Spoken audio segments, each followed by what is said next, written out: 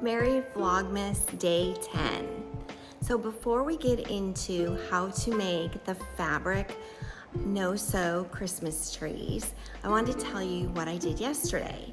I went to card class at my friend Lisa's house. You can find out what cards we made yesterday by going to her Facebook page, Stampin' in the Country with Lisa. Then I went to Hobby Lobby after that. I was just running in for a couple of things at Hobby Lobby and I came across this really cool box. So Claudia, my youngest daughter, finished up her finals on Thursday. So I wanted to get her a little something special for a happy end of the semester, doing a great job and finishing up your college final exams. So I ran across this box and I bought one for her and I bought one for myself. It is the 12 days of Stitchmas, and she really likes to crochet. She's really gotten into crocheting this year and is doing a great job with it. So I thought this might be kind of fun. It says Yarn Lovers Edition, and on the back it says, welcome to the ultimate countdown to Christmas, designed for yarn lovers like you. Immerse yourself in the cozy joy of all things yarn as you unwrap a collection of exclusive goodies throughout the holiday season.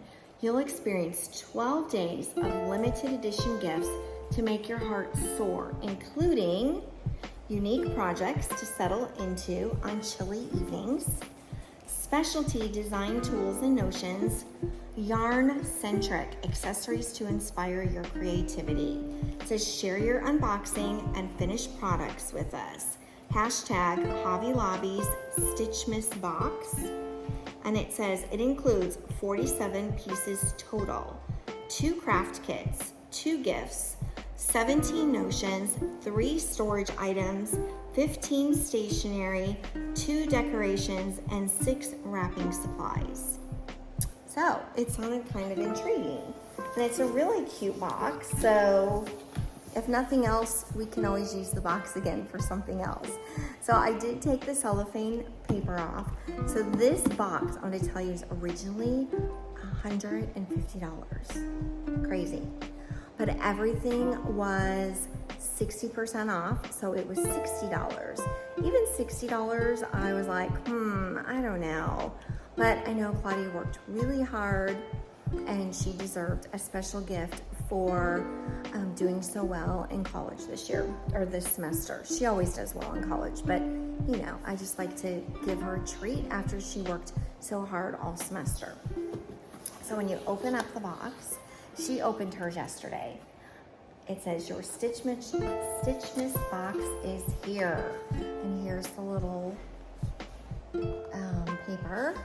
It says, I'm not hoarding yarn, I'm storing up for winter. Very cute sign. And then it says, we're honored to share this carefully curated collection of gifts with you. All the items were designed and produced exclusively for our 2022 limited edition 12 Days of Stitchmas box. It says there's 20 limited editions, which means you won't find them anywhere else in the store. Here are some tips for getting the most out of your box. Prepare to spend some quality time with day 1. There's definitely some assembly required. Day 3's gift will keep on giving if you pair it with the items from day 5 and day 8. The goodies from day 7 and day 11 are a match made in mistletoe heaven. You may want to use them together. And it says, merriest of Christmas to you. We wish you all the joy, all the wonder, and all the yarn. It says open 1 gift a day. There are 12 days of gifts in total for you to open throughout the Christmas season. Each package is labeled with a number. That's how you'll know what order to open them in. Sincerely, your friends at Hobby Lobby. All right, isn't that cute? So I'm gonna keep this little label so I remember which gift goes with which. So this is day 1. This is what the box looks like. So all the little presents in there are wrapped up and labeled. So fun. So I'll be opening one every day for the rest of Vlogmas up until they're gone, which will be the 22nd. So, and I crochet. I'm not the best at crocheting. I do have one crocheting project that I was going to teach you to do on Vlogmas, so that will be coming up soon. It's super easy. Everything I do is beginner projects. So let's open day one and see what's in here. All right. Ooh, so there's a pattern, and I'll take it out of the package so it's not so glossy and you can see it a little bit better. It's a nativity pattern. Joy to the world. And it shows you a pattern of how to crochet Mary, Joseph, Angel, and baby Jesus. Now, at the back, so I did look at this when Claudia opened hers last night. It also gives you a pattern of how to crochet some extra pieces. So there's a pattern on how to crochet a palm tree and how to crochet some sheep, how to crochet a shepherd, how to crochet a star, and how to crochet the wise men. So this is designed. These are supposed to be very easy patterns designed for beginners. So here's the whole nativity scene. You have enough yarn in your kit for making the angel, Mary, Joseph, and baby Jesus. So that's what this yarn is. Okay, so day one, you get yarn, a pattern, and the cute little stable to put everything in. So Claudia is really good at reading a pattern. I'm not the best at reading a pattern. My friends did try to teach me this summer, but I definitely need to learn that skill a lot better, but she's good at it. So she's gonna come down tomorrow and teach me how to read the pattern and work on it, because I have a different project to work on to show y'all tomorrow, and it does involve yarn. Just a little sneak peek. The other thing I got us, not that wasn't enough, because that was, but I got us each a super cute hot cocoa mug from Hobby Lobby, and I think this was just a few dollars, not very much, since everything is 60% off. And then I also, well, everything Christmas is 60% off. Let me clarify that. I got us each a couple of hot cocoa bombs. If you have not tried the hot cocoa bombs yet, they are really good. You heat up hot milk and mix the chocolate bomb in, and little marshmallows come out. So the chocolate is hollow, and in the center are the little marshmallows. So this one is salted caramel.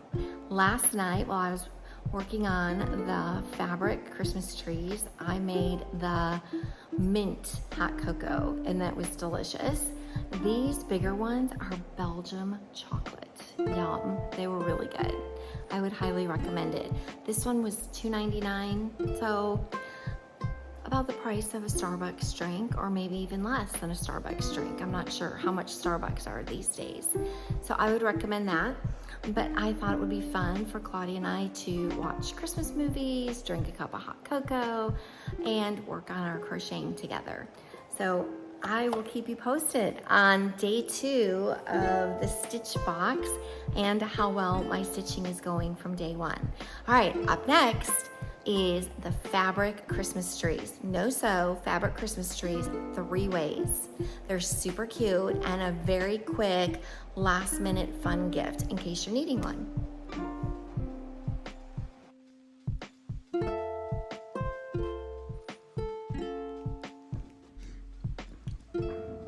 So this fabric Christmas tree I made with my leftover rag wreath scraps. This was 1.5 inch squares with flannel. I thought it turned out super cute.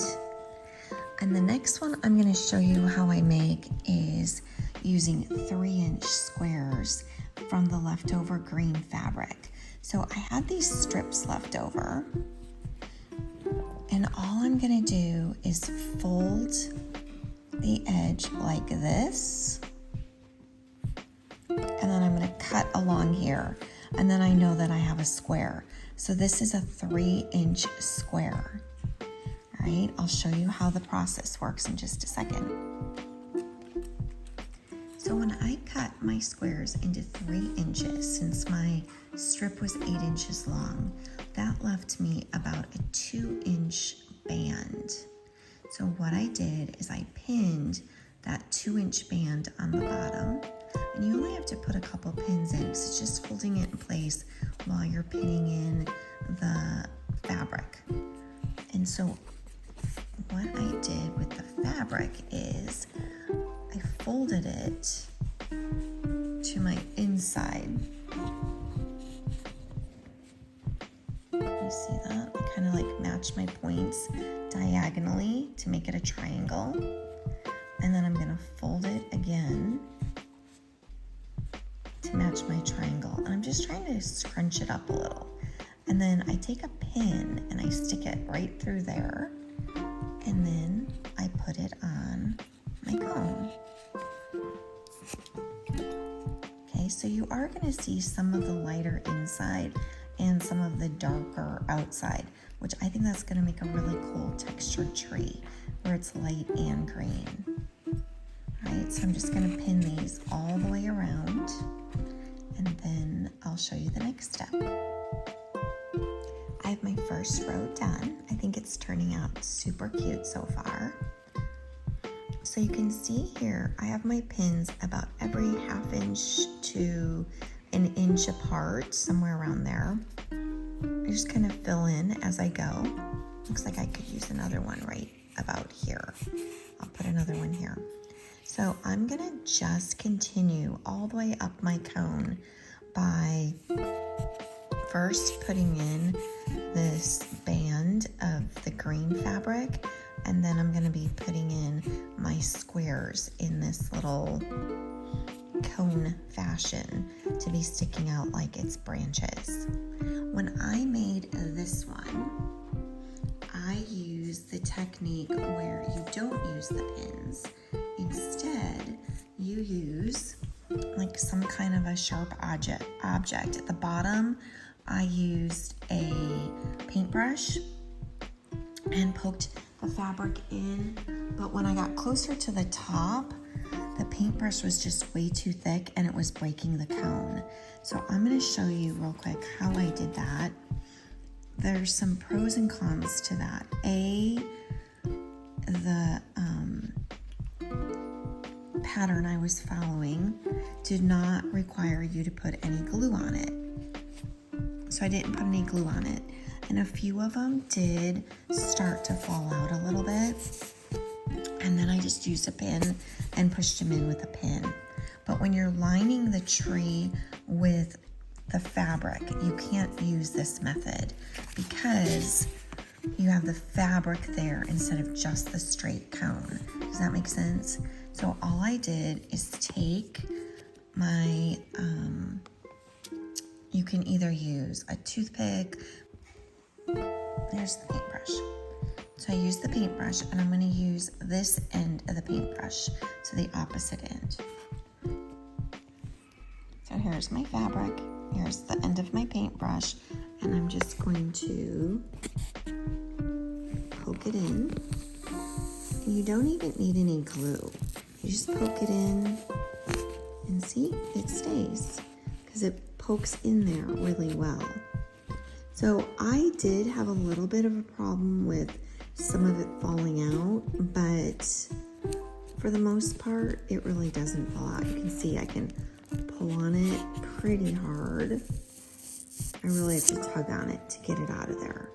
But I'm gonna try it this time with pins and just try a different technique. So you can either poke your fabric in like I just did into the styrofoam, make a hole, but the catchy thing is when you get all the way to the top and you're poking in that styrofoam, this styrofoam starts to break. So I definitely had to use pins up at the top. Otherwise this was going to break. If it does break, it's not the end of the world. You can just hot glue it back together, or you can use straight pins to put it back together. Okay, so there's two different techniques you can use. Either the poke it the fabric in technique or pin it in technique.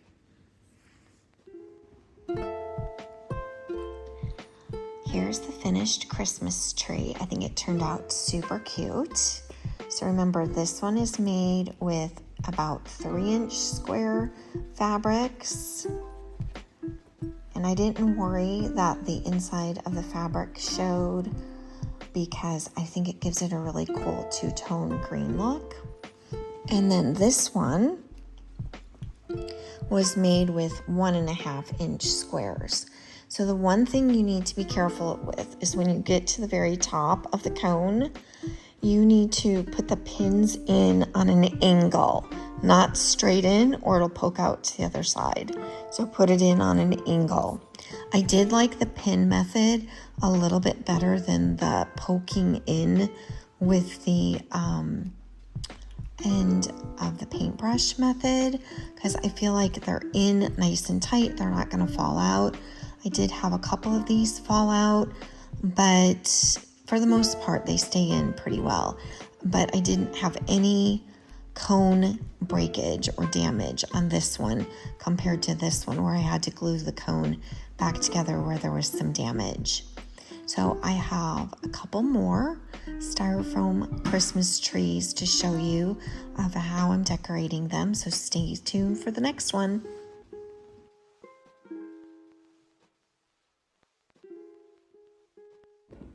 This is my favorite fabric tree of them all. I'm going to teach you how to make this one. I love the way this one turned out. It's my absolute favorite. So there's no sewing involved. It's all folding of fabric, a tiny bit of hot gluing, and lots of pinning. You need lots of pins for this one. When selecting which pins to use, it worked best to use the short pins on this one. So these are 1 inch long. It doesn't matter if you use ones with like a pearl head, like these here, or if you use ones with just like, it's like a little T-bar head. So this is what this type of pin looks like. You could even just use those really cheap metal round head pins, and those would be fine too. But I recommend using ones that are only about a 1 inch long. You don't need the really long ones. So this is the 1 inch. For the first one, I think this was only like 3/4 of an inch. I used this one for the first one. It actually was a little bit more of a pain to hide those pearl balls. So that's why I want to try this little silver one today. So even the cheapest, smallest head pins would actually work best. So what I'm using are my 2-inch squares. So remember I told you I have a giant collection of 2-inch squares that I inherited from my mom? Well, that's what I used for this Christmas tree. I've seen some people make it with 2.5-inch squares. So you can take your jelly rolls and cut it up into squares. I'm sure you could even use a 3-inch square if you wanted to make it bigger. But I really like the way it turned out with just this 2-inch square. I think it turned out really cool. So I started out with a cone, and you can use whatever size cone you want. I didn't want to be folding fabric and pinning fabric for hours on end, so I ended up using one of my smaller cones, which I think is 8-inch, my box said. I ordered a box of them off Amazon. So this was a whole box of cones. because I wanted to make several Christmas trees to go on my little village shelf. They don't show up as well as I had hoped they did. There's several Christmas trees behind that top shelf of the village, but it does help to hide the TV cords a little bit better. So you need an 8-inch cone, several squares of fabric that are 2-inch or 2.5-inch size or even 3-inch size, lots of pins, and then you need to have something as your topper. I bought these at Hobby Lobby. I thought they were super cute. You got 9 of them. They were originally $5 and everything is 60% off right now at Hobby Lobby. So you get several little star toppers. So that's one idea of a star topper. The other star topper idea that I have, I bought this at Hobby Lobby also. Oops. This was $8.99, but it's got a lot in it and it makes a pretty big, you can see that's a pretty big size topper. So I do have some bigger cones. If I get time, I'm going to do some decorating of as well. And I thought these would be good for the bigger cones. Okay, so that's all the supplies that you need. Now, one other thing you need.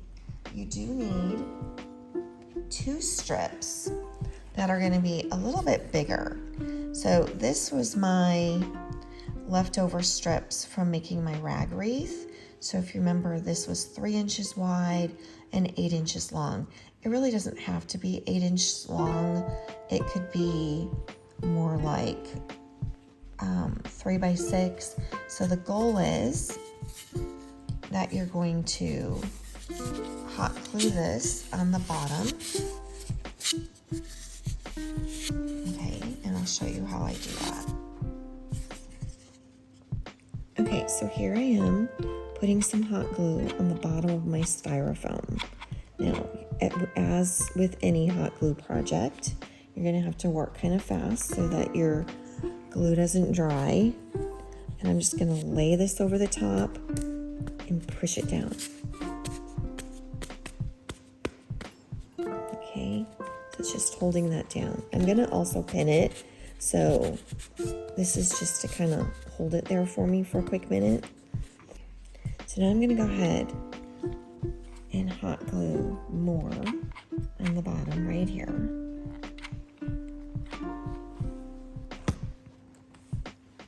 And I'm crisscrossing my fabric. So I'm just taking this fabric and laying it over the top like that. So you're just covering your bottom. Okay, and then what I'm gonna do is I'm gonna pull it down, probably in the middle of each one. I'll put a pin.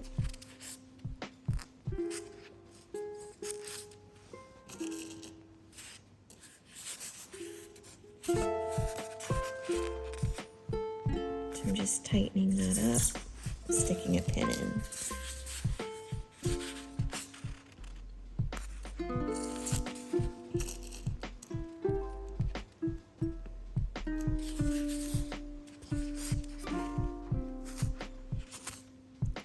And then I'm kind of tucking this in and doing another pin.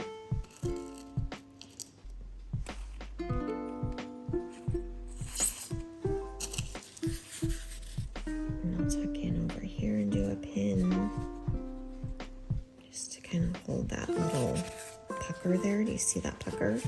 So just tuck, fold, and pin. Like that. I'm going to do that all the way around. So tucking it in.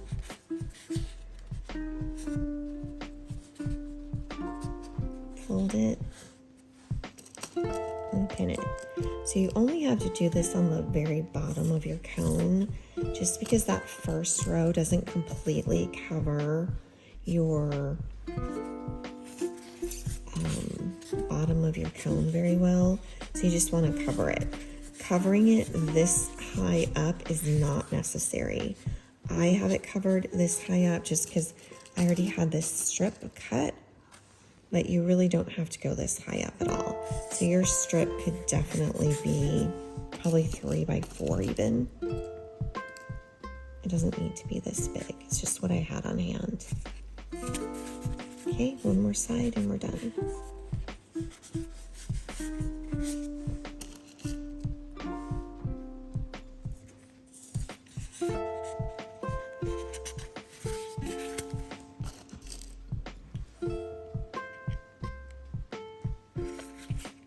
Right, so the whole cone is covered nicely, and you can see here it was covered, and this is what we're trying to achieve. We're just achieving a little bit of coverage here where my folds don't cover at the bottom of your cone.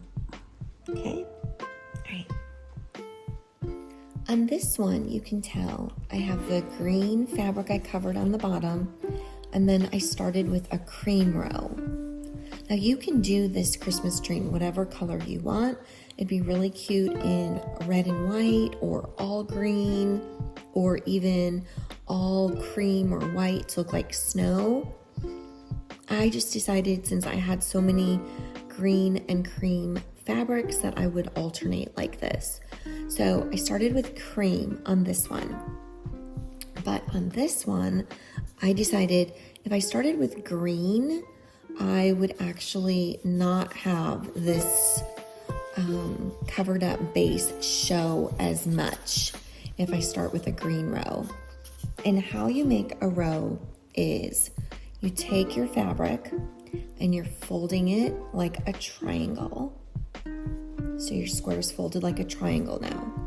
And then you fold your triangle again, and you're gonna pin in the unfolded seams. So your raw edge seams is where you're going to pin.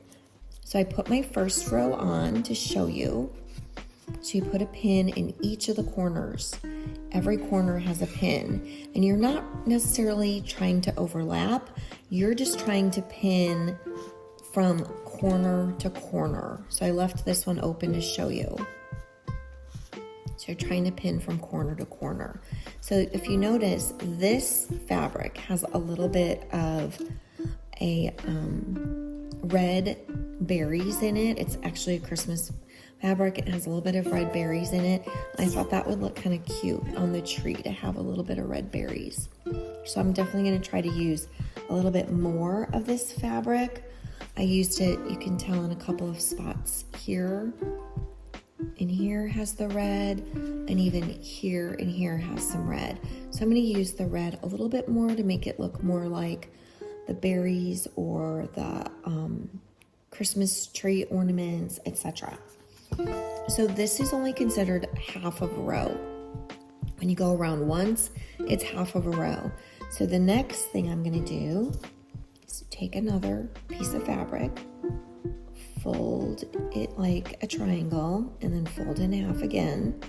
Remember, I'm using my raw edges for the pinning, and I'm gonna line it up.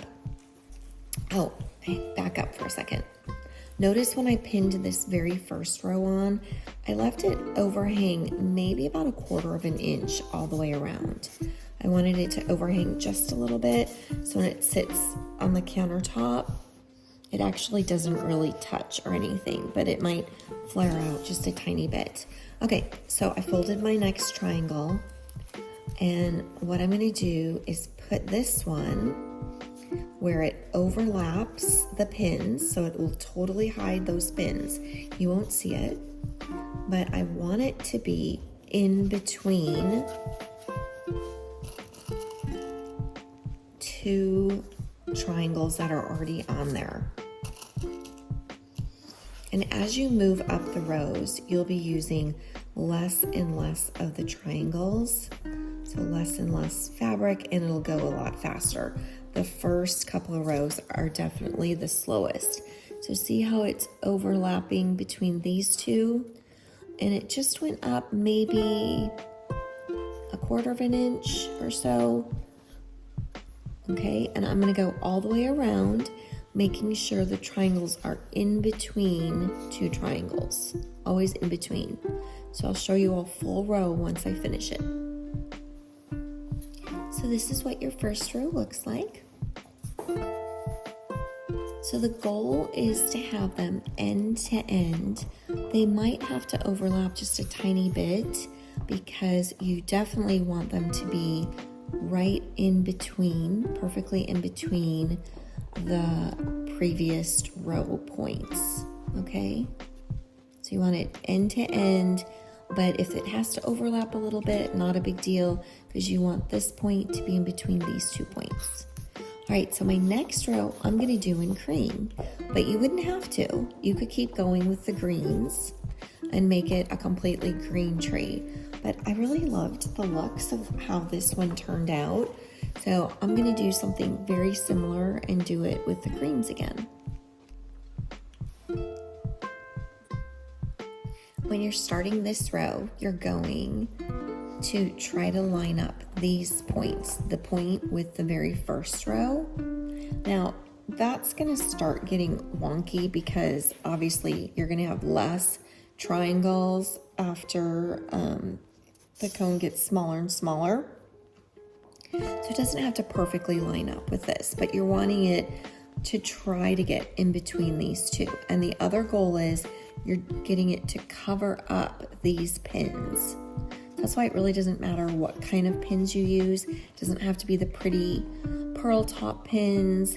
It can just be these flat silver ones because you're covering them all up anyway. My dog is chewing on a bone over there, if you can hear that crazy noise. So here you go. This is the start of your next row.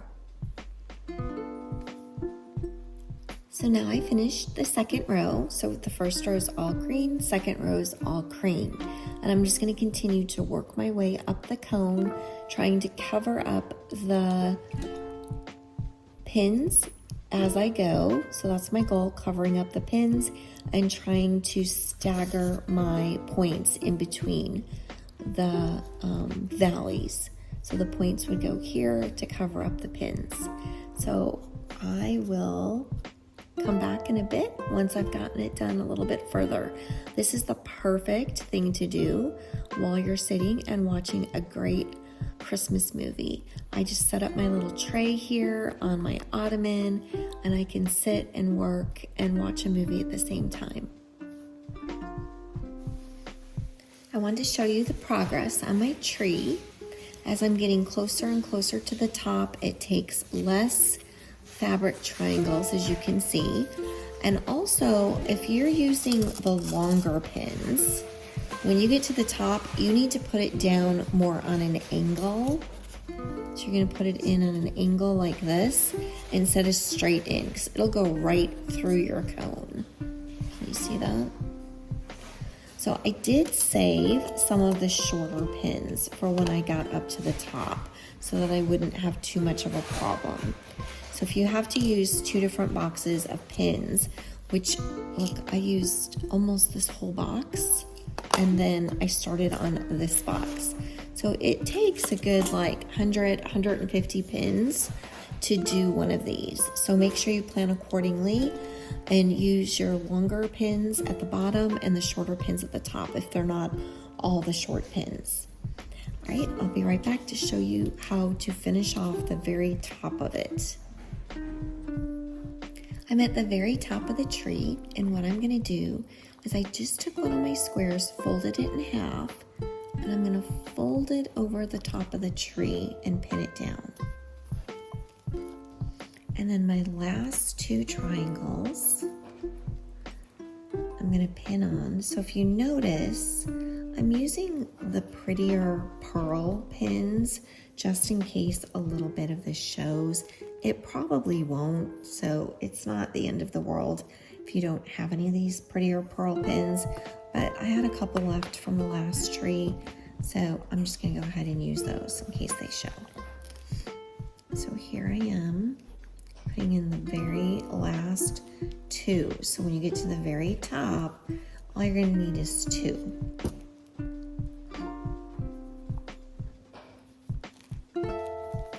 Okay, I'm just kind of tucking that down.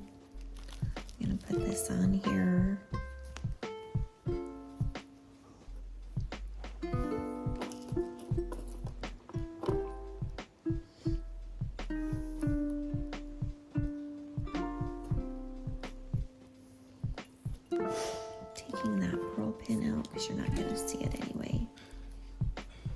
short one. This is the end of my pearl pins. Okay, and there's the very top of it. Now, it's just time to hot glue my little gold stars on the top. It actually might stay better without that twist tie because this just popped off the twist tie super easily. So I'm gonna get my hot glue gun again. Just putting some hot glue at the very top of my tree.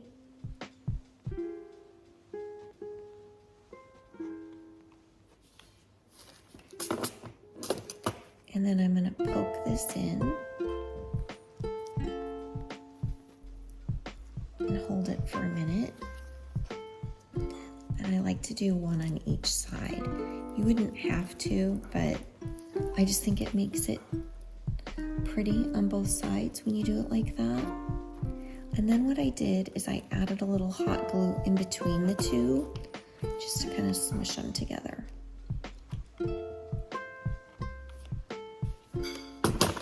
I'm sure that's overkill in the hot glue category, but you know, sometimes more glue is better. Okay. And I see that where I wrapped this, it's sticking out. It's showing just a little bit. So I'm going to pull this one out and tuck that. This is the piece that I put over the top, if you remember. So I'm just going to tuck that in to kind of hide it. And try to tuck this pin underneath there. But I have to go on a downward angle. This is one of the longer pins.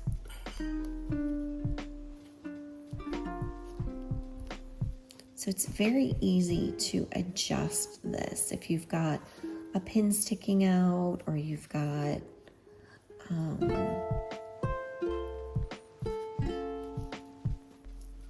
a piece of fabric sticking out. Just go back and adjust it easily. It's super easy to fix any mistakes.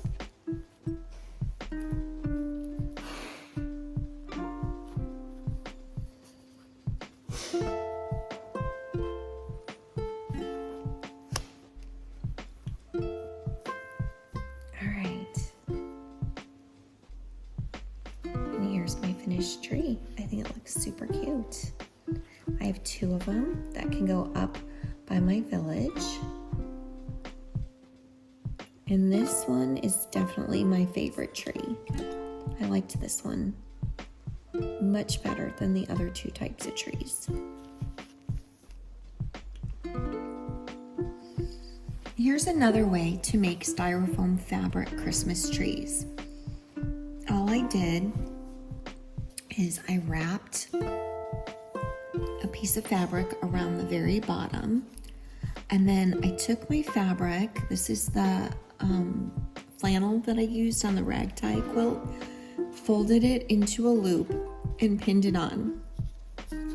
I added some ribbons in there just to give it a little bit more color, so this kind of looks like your snow Christmas tree. Added the gold and silver ribbons just to give it a little bit more pizzazz. This one, what I did is I took my strips of fabric left over from the rag wreath and I actually folded it in half, if you can see. Instead of just curling it under and making a loop, I folded it in half so that it would be red on the inside and red on the outside, or green on the inside, etc. And I added a variety of the red, green, and the gray flannel. And then I added some of this sparkly ribbon trim that I had just to give it a little more pizzazz too. So all of this is just pinned on.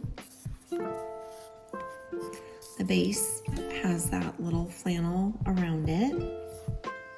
So I think they turned out cute. This one is my least favorite just because I feel like it's kind of droopy looking, But what I did on this one is I did the red and green fabric, the flannel, and then the lace. So this was everything left over from the rag quilt, but I feel like it just needed a little more oomph and sparkle and pizzazz to give it a little bit more interest. So those are the 3 ones that I made just by making loops and pinning them onto the tree.